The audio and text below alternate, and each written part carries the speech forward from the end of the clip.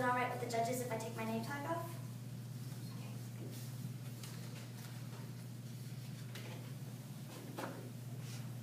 Is the judges ready? The timer? Okay. In Feel No Fear by Bella Caroli, we examine the difference that one man can make on his world and on the individual lives of little girls. Bella was a little boy who grew up in Romania in a small mining town. His parents were not very rich, but they still tried to provide him with a good education. They sent him to school, and like most little boys, he didn't really like reading or writing.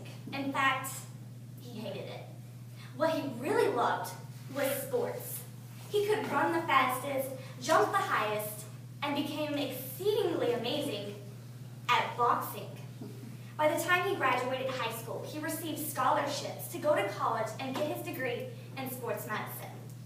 An interesting fact about getting your degree in sports medicine in Romania is that you actually have to take sports and pass the class in order to get your degree. And so Bella Caroli, 6'8" and 290 pounds, had to learn how to do gymnastics.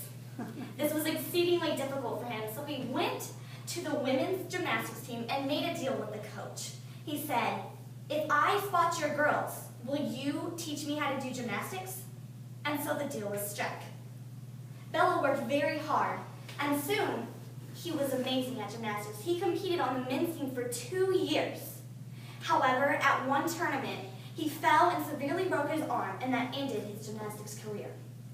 Nothing, however, could diminish his love and passion for the sport of gymnastics, so he continued coaching. The government noticed his special talent, about how great a coach he was, and soon they offered him an irresistible job offer. They said, "Why don't you start a developmental school for young girls in Romania and teach them how to be world-class athletes?" So Bella and his wife Marta searched all over Romania for little girls who were tough, strong, and powerful. And they took them away from their school and brought them to a little town in Romania, to the new developmental school. In the mornings, they would sit and do their school, and then they would go to the gym, where they jumped, did push-ups, did dips, and worked out for 4 hours.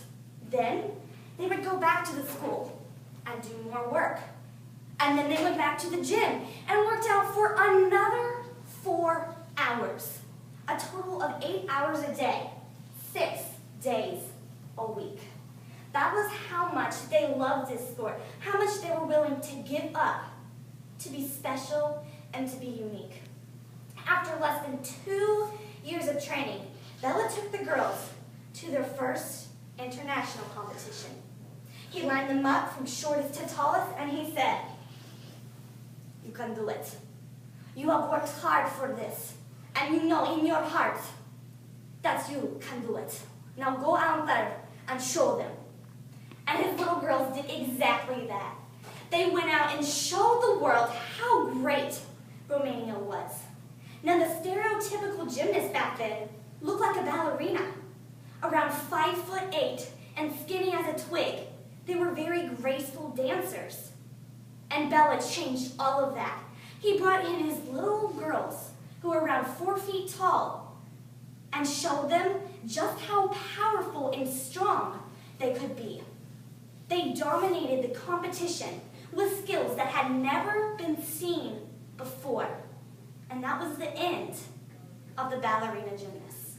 Bella's new girls would become the new standard for the gymnastics system. After coaching a few more years in Romania, the government began to cause lots of problems for the gymnastics school. Fed up with all the drama and the restrictions, Bella left Romania and moved to America. In America, he couldn't speak English, and it was very difficult for him to find a job. He would go in for job interviews and didn't understand anything. He worked very hard to learn to communicate with the Americans, and soon he got a loan and he opened his very own gym in Houston, Texas. Once again, he started all over from scratch with the little children, and he raised them up to be powerful young girls who could do tricks that once again nobody in the world was doing. After a little while of training, he took them to the national competition and lined them up from shortest to tallest, and he said, "You can do it. Show them how great you are." And they showed America that little girls can do whatever they want. Many of the people in America believed that Americans would never beat the Soviets or the Germans or the Romanians because the children were spoiled and didn't have the same work ethic. But Bella showed them.